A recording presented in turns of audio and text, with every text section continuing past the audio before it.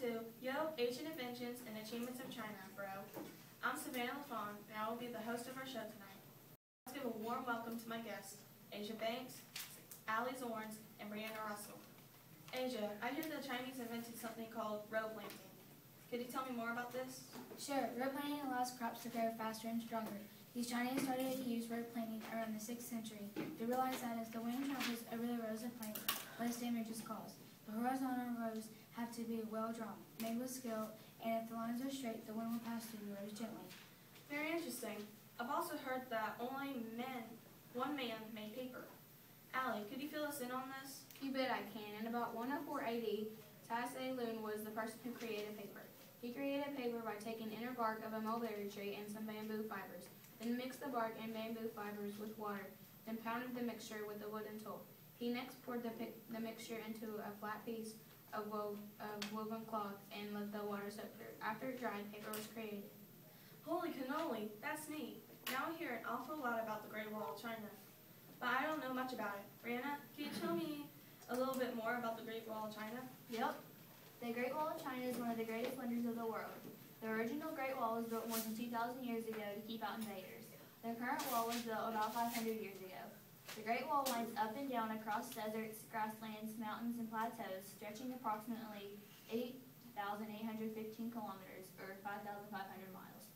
Wow, that's really cool. I've always wondered why the Chinese invented chopsticks. Asia, do you know why they invented them? Yes, ma'am. The Chinese invented chopsticks simply because in ancient times, Chinese people, under the cultivation of Confucianism, considered the knife and fork being some sort of violence, like cold weapons. Well, I never knew that.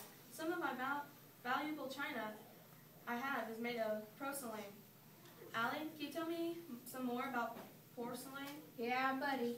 The term porcelain refers to a wide range of ceramic products that have been baked at high temperatures. Although porcelain is frequently used as a synonym to china, the two are not identical. They resemble one another in that both are vitreous wares of extremely low porosity, and both can be glazed or unglazed. That's really cool. So I've always been interested in the early canal system, but never knew much about it. Brianna, tell me what you know about the early canals. Okie dokie.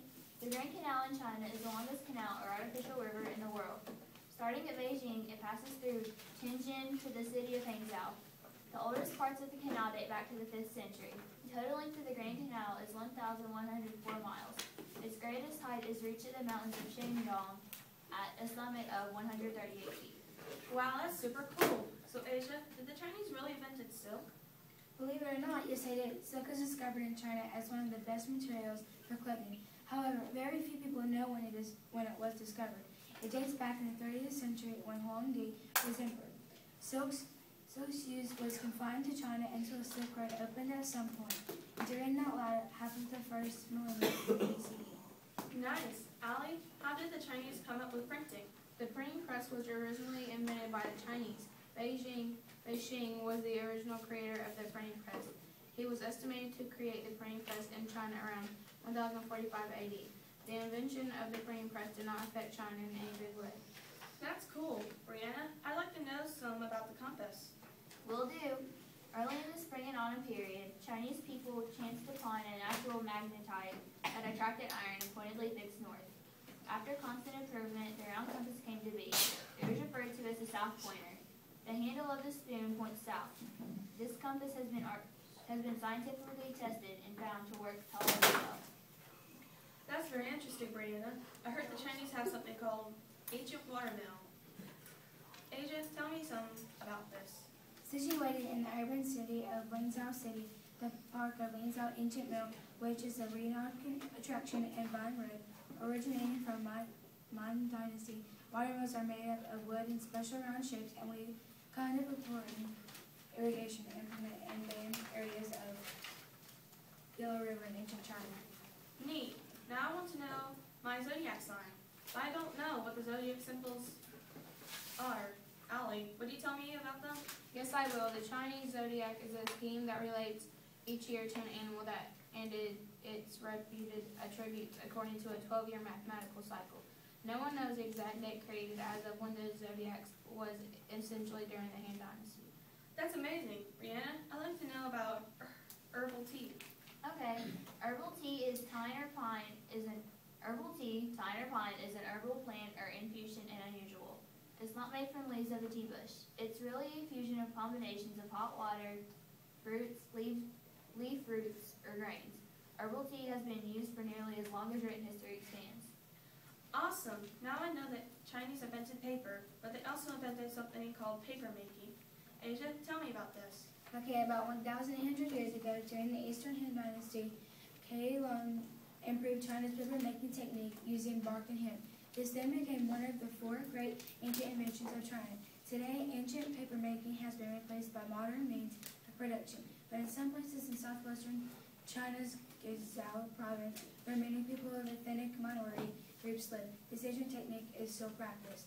That's really cool. I'll do the subject of gunpowder. Allie, tell me a little about this. Sure. Ancient alchemists in China spent centuries trying to discover an X layer of black that would render the user immortal.